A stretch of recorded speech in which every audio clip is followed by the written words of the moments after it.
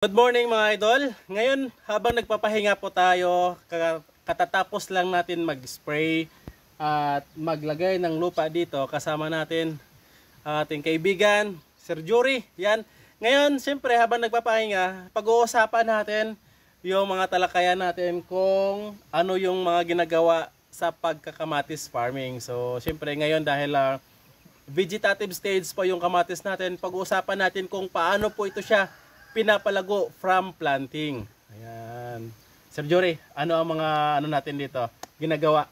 So, ayan. So, ngayon mga idol, so nandito na naman kami at ito disclaimer lang mga idol, no.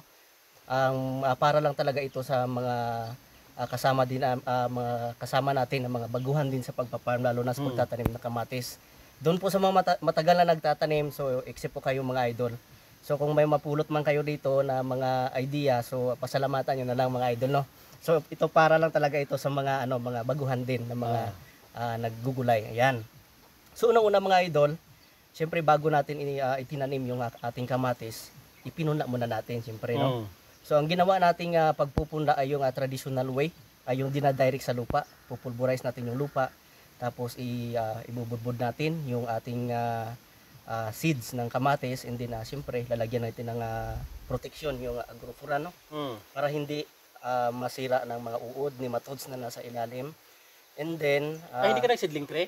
Hindi ito na seedling tray, direct ito sa buto diretso dito na mismo. Diretso, traditional way, mas madali. Oo, mas madali siya. Pero ang yan, pag-usapan din natin yan. Kaso lang ang disadvantage muna sa pag-direct ng pagpupunla ng buto ng kamatis ay madali lang, siyempre ibubudbud lang natin, pulverize lang.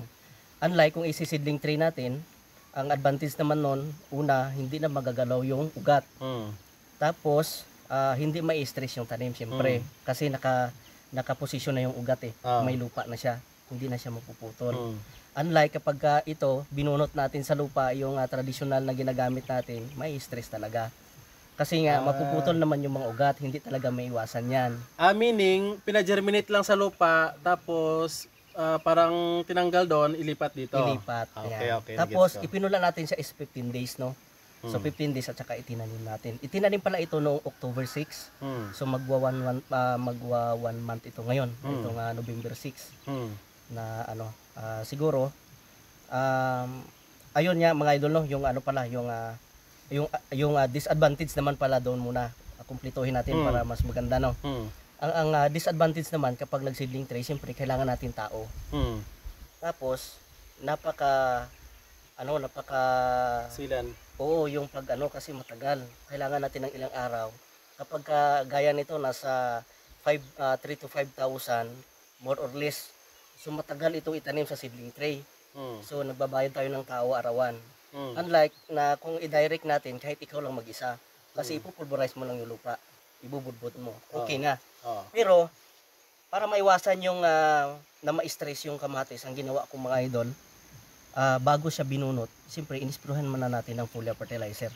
Inisprehan ko muna para pagbunot mo, at least na pag-transfer mo doon sa lupa, kasi may nutrient na nakasama na doon sa dahon. Within 24 hours, masip-sip-sip naman yan ng dahon. So, maiwasan pa rin yung ma-stress. Yun ang ginamit natin. Siyempre, nag-spray tayo ng foliar fertilizer.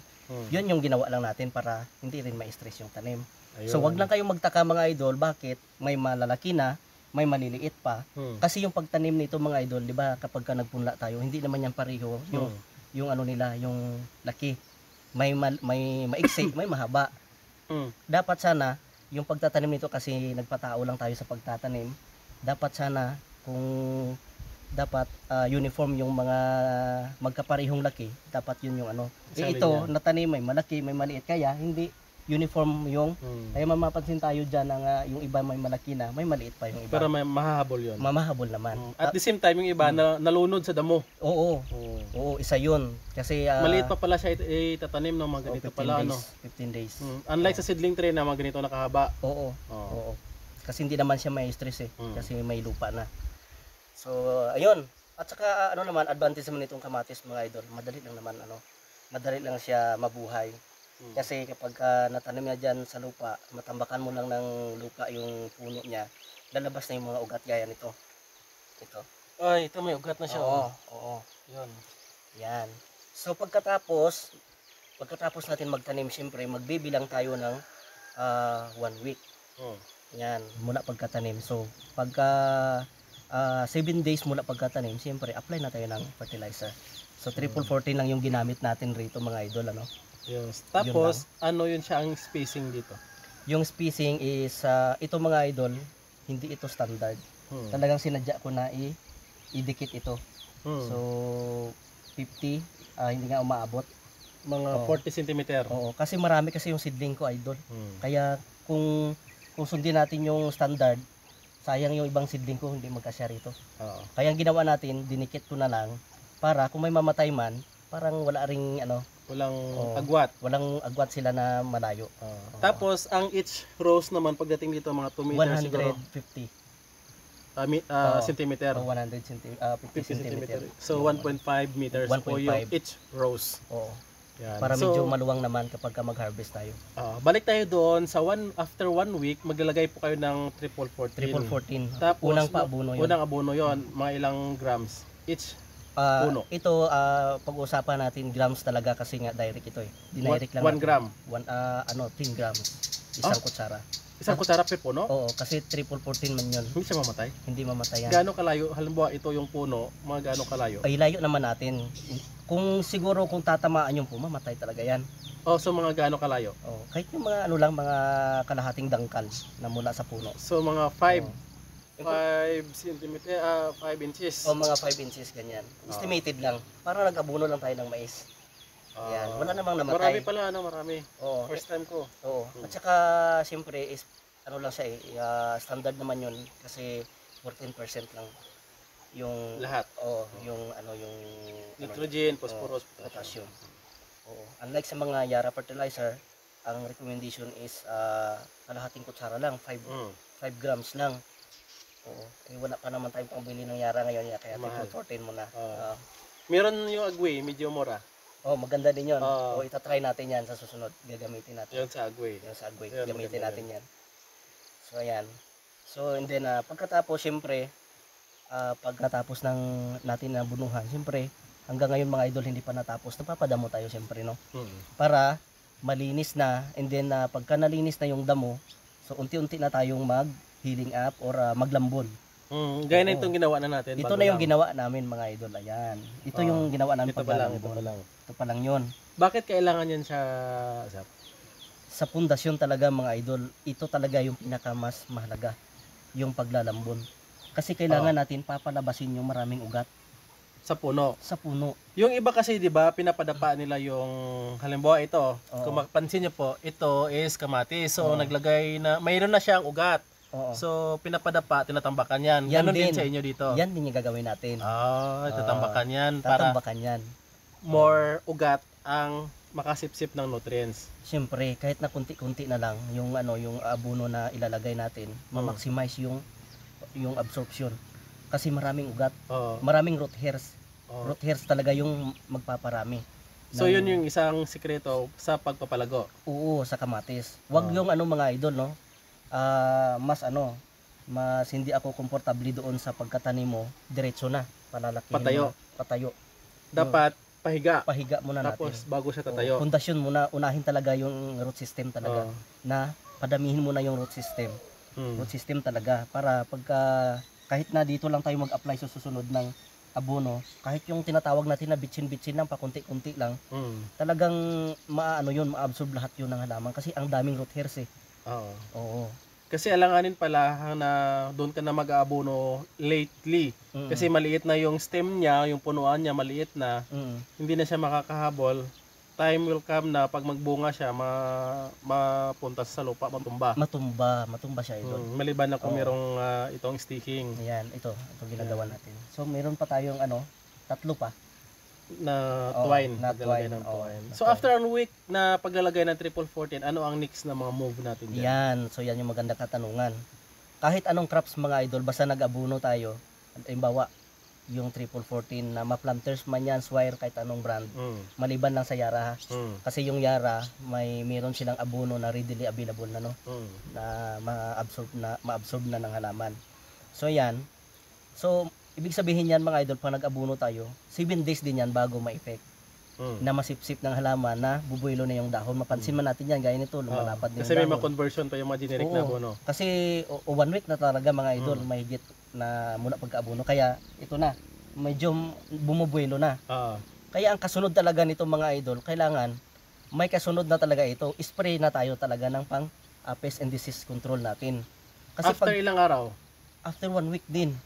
So 1 week nag-abono, after a week, dahil na-absorb nyo na yung mga abono, mag-a-apply na tayo ng pang-control. Yan. So baka magtanong yung mga kasamahan natin farmer, bakit, anong dahilan? So ganito yan. So alam ko marami na rin nakakaalam. 'Di ba pansin natin mapaanong craftsman mga idol?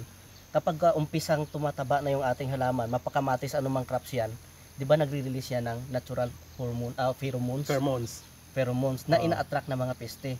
Kahit sa palay mga idol, 'di ba? Pag nag-spray tayo ng abono, halimbawa urea, pagtaba ng palay, nang doon na yung mga stem borer. Kasi ma-attract na sila doon sa sa tanim, una mataba masyado at saka mabango. Ganon din yung ginagawa natin sa kamatis. So i-estimate natin na 1 week i-effect na yung abono. Kailangan naka-prevention, kaya ginawa natin kanina, nag-spray tayo. So prevention na. Kaya ito nga may tama na nga tayo yan eh. Ito naunahan ka na, Naunahan na nga tayo kasi nga madamo ito. Madamo talaga yung sobrang madamo yung kamatis natin. Kaya naunahan tayo ng white flies. Isang major problem ng ating kamatis. White flies? Kasi kanina nag-spray ako, ang dami nga talaga lumilipad. Dami, di ba, lumilipad. Kahit na magalaw lang natin yung dahon, meron pa nga eh. Galing sila sa pinagtanggalan ng damo. Actually, even now, nagtatanggal pa ng damo doon sa baba. Kahapon nata dito, di ba nagdamo? Oo. Tsaka hindi natin maiwasan yan, idol. Bakit? Natural habitat nila is damo. Kaya nga tinatanggal muna natin yung mga damo para naman maano natin sila. Kapag nag-spray tayo ng chemicals, madali natin mapuksa. Pangalawa, mais. Kasi may mais tayo. Malapit na tayo sa mais. Malapit tayo sa maisan. Sigurado yan, white fly. White fly talaga yung kalaban natin.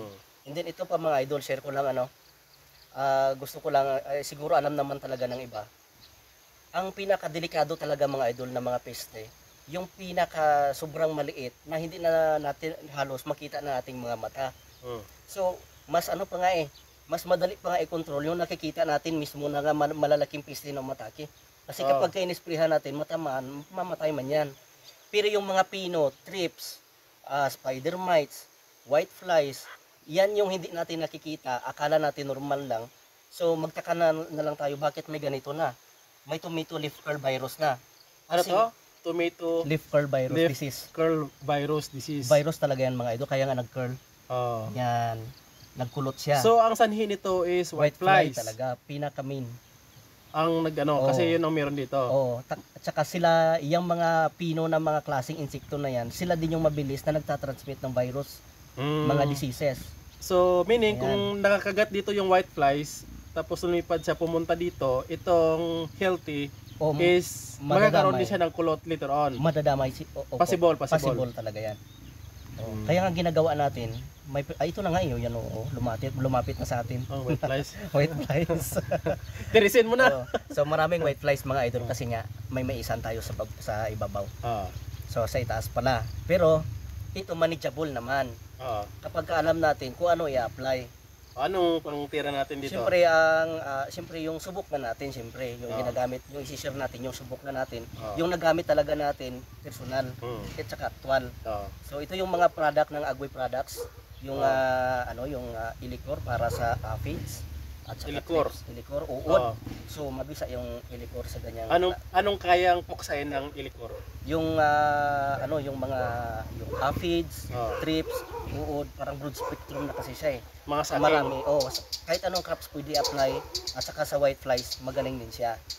And then siyempre hindi pwede na hindi din tayo mag-apply ng fungicide kasi nga kapag may mga tama ng peste na, yun na yung entry point nila na makapasok yung fungus, mag-germinate doon, magkakaroon ng late blight, early blight, yun na yun susunod. Parang masusunog na yung kamatis noon. Ganon. Kaya kapag ka nag-apply tayo ng insecticide, siyempre kasama din yung fungicide. Pero make sure lang mga idol nga yung i-apply natin compatible sila i-mix. So compatible naman yon yung mga chemicals na inahalo natin. Ano yun sa fungicide mo? Yung fungicide natin, yung so yung mga idol, yung sa fungicide na ginagamit natin, na pang fungicide natin for prevention, pwede din pang cure, ay yung Equival Pro ni Agway Company. Yan. Equival Pro at saka Elicor, yun yung pinag-apply natin ngayong araw. So first application natin na pang pest and disease control natin. So yung Equival Pro mo, parang prevention yon. Prevention Kasi wala pang encounter na mga blight. wala kasi naman. So bata pa. uunahan na natin yung blight. Pero pa yung man lalabas. Elicor, cure na yon, pang cure. Pang cure natin yun. kasi- like dito. lala na talaga yan. So itong kamatis na kulot, pag-uusapan natin dahil kung ako, madali lang naman talaga siya palakihin yung kamatis, pagbumahin, fertilizer, nutrients, alaga.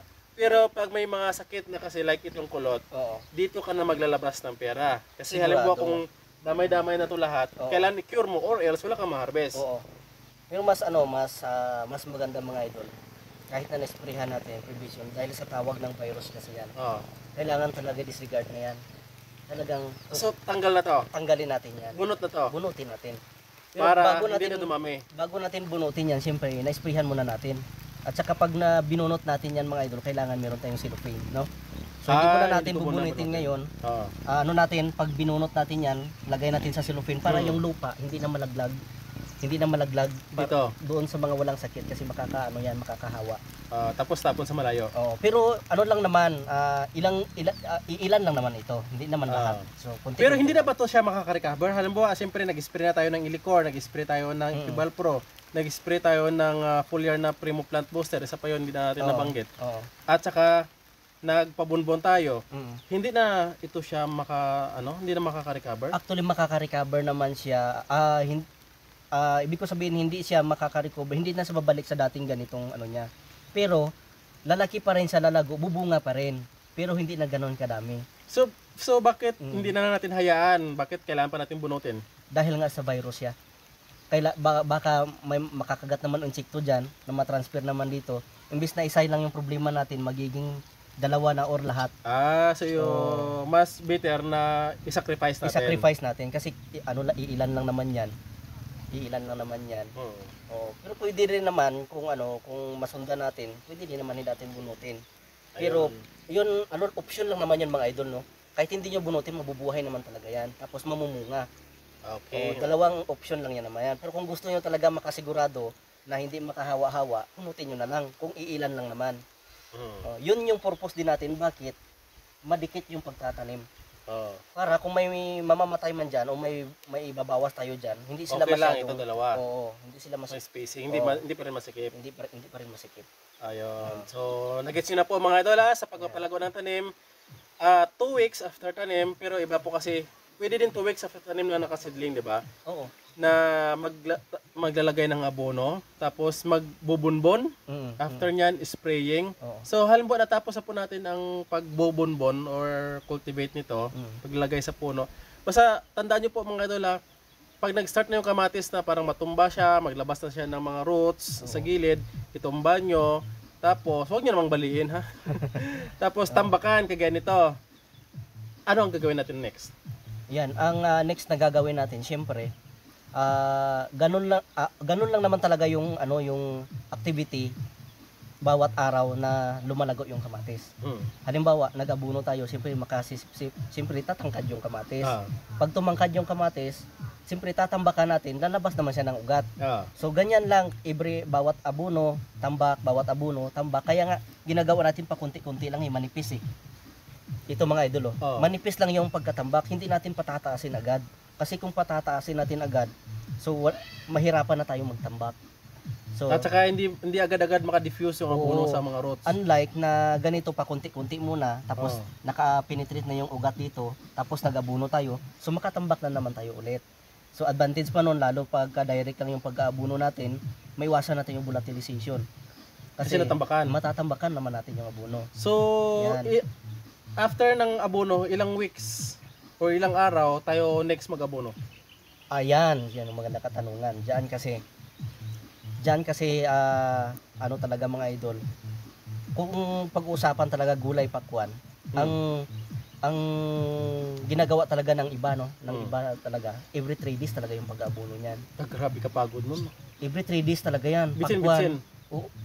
Ano talaga, hindi na bitsin-bitsin yun. Ganon yung practice nila talaga. Hindi, pero ang dami ng abono, 10 gram pa rin every 3 days. Siyempre, ganon talaga yung timplada.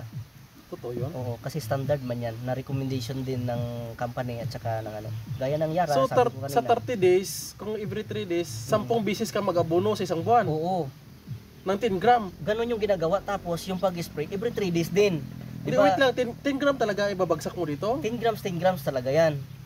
Di ba mas ano, di ba So, mas... sa isang puno, kung mag 10 gram every, sa isang buwan, almost 1/4 kilo na ang mga consume ng kamatis. Kaya nga, di ba, kaya nga may kasabihan na ang mais daw, triple pa ang gasto dito sa gulay.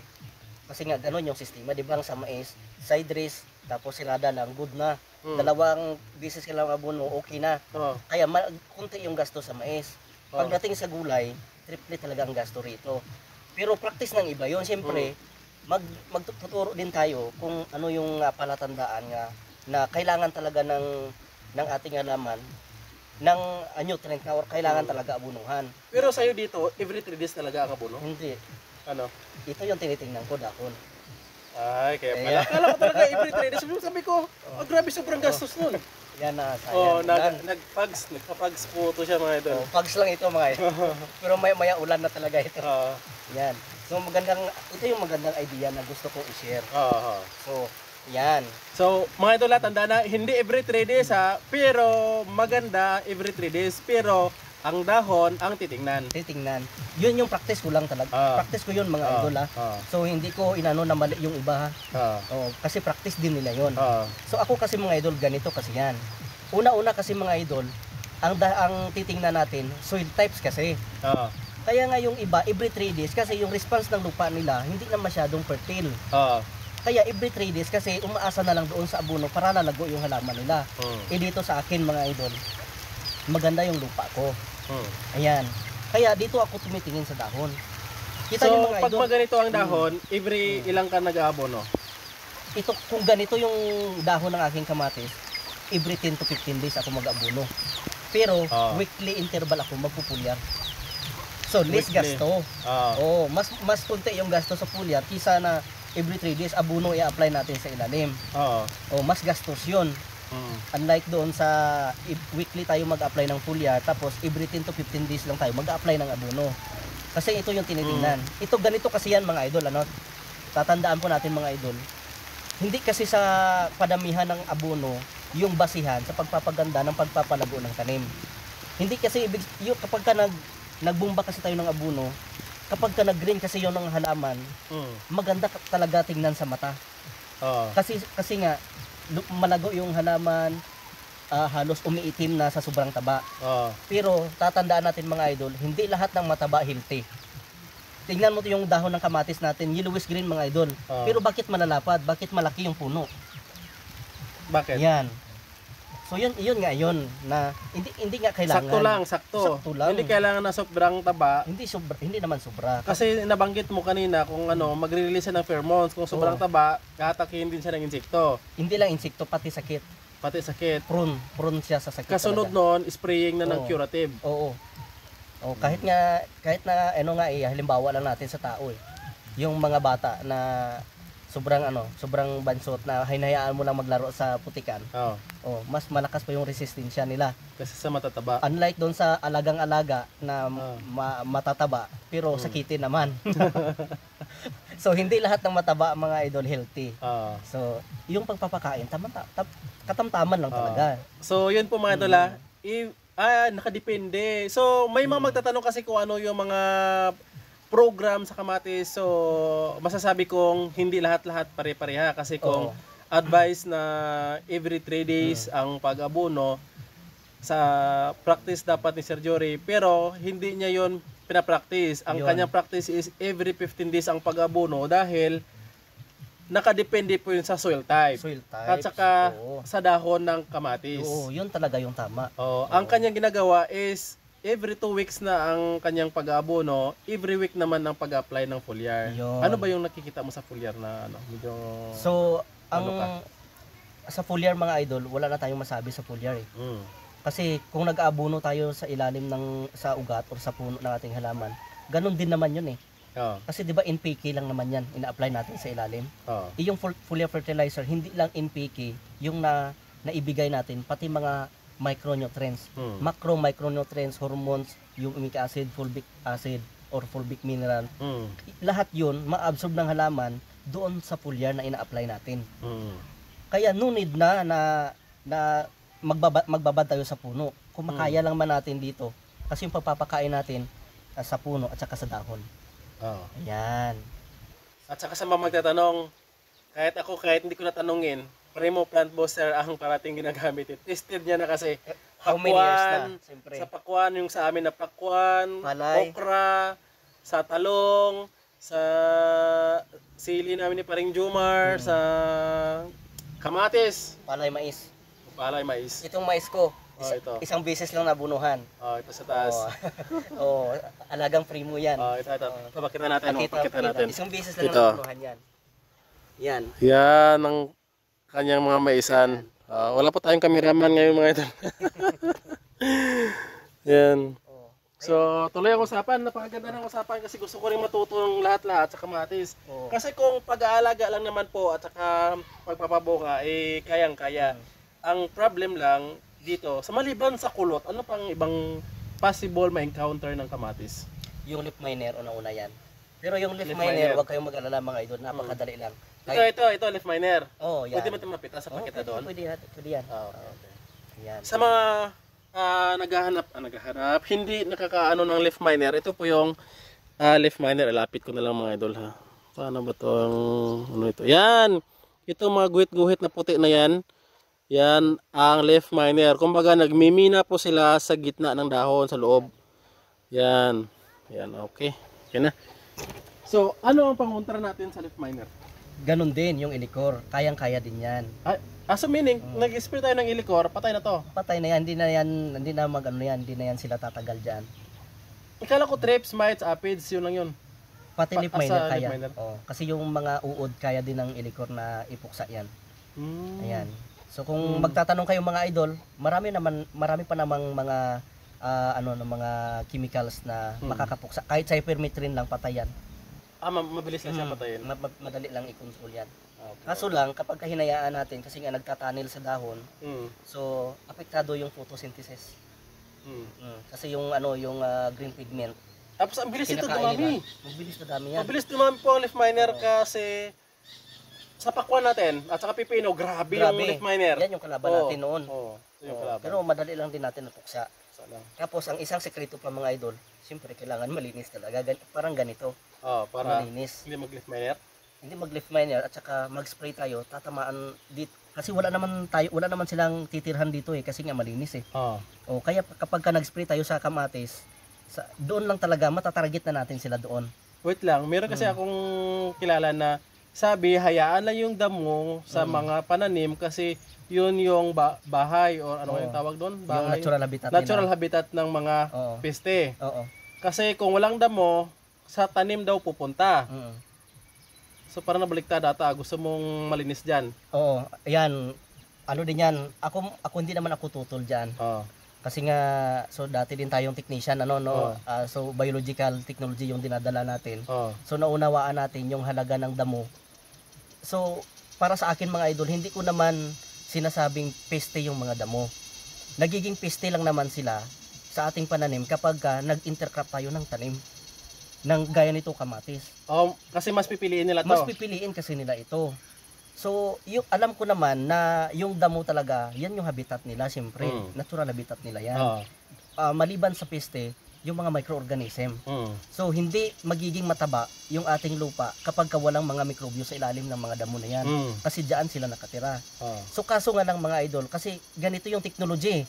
Ganito yung kasi kapag hinayaan naman natin, may damo, kapag nag-abono tayo, mas tataba pa kasi yung damo kaysa naman sa tanim natin ng kamatis. Pero wag nating isipin, yun lang yung mga idol, tatandaan natin, wag nating isipin na piste yung mga damo.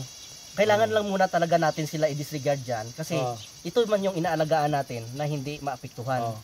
Pero feeling ko, mas magandang walang damo. Kasi yung sa baba na area, yung pinag-live natin kahapon, hindi makita yung kamatis mo doon. Yun nga, tapos ano sila, Naghaharang sa photosynthesis. So mas maganda talagang i-eliminate yung damo. For sure, kung wala ng damo, walang tirahan yung mga peste dito, lalo na yung mga whiteflies, aphid thrips, konting spray mo lang, eliminate na sila lahat kasi wala sila mapagtaguan. Oo. Hindi, kaya nga yun nga yung sabi ko huwag nating isipin na piste yung mga damo. Hindi piste yung mga damo. Temporary remove lang muna sila Temporary habang may remove crops. lang kasi nga kabuhayan ito O kailangan natin naman palaguin. So hindi naman natin alangan naman nasabihan natin yung mga piste na wag niyo atakin yung kamatis, diyan lang kayo sa damo. 'Di ba hindi natin pwedeng gawin 'yon? Kasi ito nabilang din sa damo ito Talagang ano yan, kakain sila diyan. Kaso nga lang, yung whitefly na yan, siyempre masisira yung tanim natin kasi nga nagtatransmit sila ng virus. Yun. Kaya lang naman natin inaalis yung mga damo kasi yun nga yung mga disadvantage nila. Pero wag niyong isipin na peste. Huwag nating isipin yun. So I think 2 weeks from now magpa-flowering na to kasi meron na siya mga maliliit. Ito like yan meron na siya. So ibang abono naman yun doon, ibang management na naman. Siyempre may ibang abono na naman tayo na gagamitin para sa bunga na sa fruit setting and flowering. So babalik po tayo dito mga idol maybe after 2 weeks for the follow up sa results ng pinag-apply na insecticide, fungicide at saka yung diskarte na pag-cultivate, pag-bunbon dito. At saka after siguro a week, tataas na magdadagdag na naman ng another twine, So bukas schedule natin. Bukas. Schedule. Para hindi po siya matumba kasi pag natumba, tatalsikan ng mga lupa, that's the time din na papasok yung mga blights. Tapos yung sistema natin, ipitin natin sila pataas. Ipitin lang para hindi siya matumba. Ayan. So, syempre dahil mababa na yung ating video at saka hindi pa naman siya nagpa-flowering, next natin na complete guide during flowering, maybe after 2 weeks. Babalik tayo dito or 3 weeks. Tama yan, idol, kasi kung ubusin natin ngayon, wala na tayong pag-uusapan.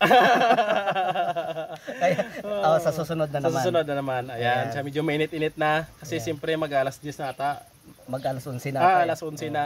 So, pahinga na rin kasi natapos na rin siyang isprihan. Naambunan na ng konti. Ayan, cultivate na tayo. Ayan. So, tapos papatapos na rin yung pagpapadamo natin dyan. Mamaya hapon tapos na yun. Pagbalik natin, malinis na lahat ito. Yun. At saka, syempre, dahil marami pang damo, hindi natin natapos i-spray. So, hanggang dyan lang po tayo nag-spray sa medyo malinis. Doon sa may bakilid na yon, i-spray natin mamayang hapon. So, any last word, Sir Jory, sa mga taga-panood po natin? Kung may nakalimutan pa akong itanong during vegetative stage ng ating kamatis, pwede nyo bang ma-share? Kasi sa next episode natin, fruiting stage na.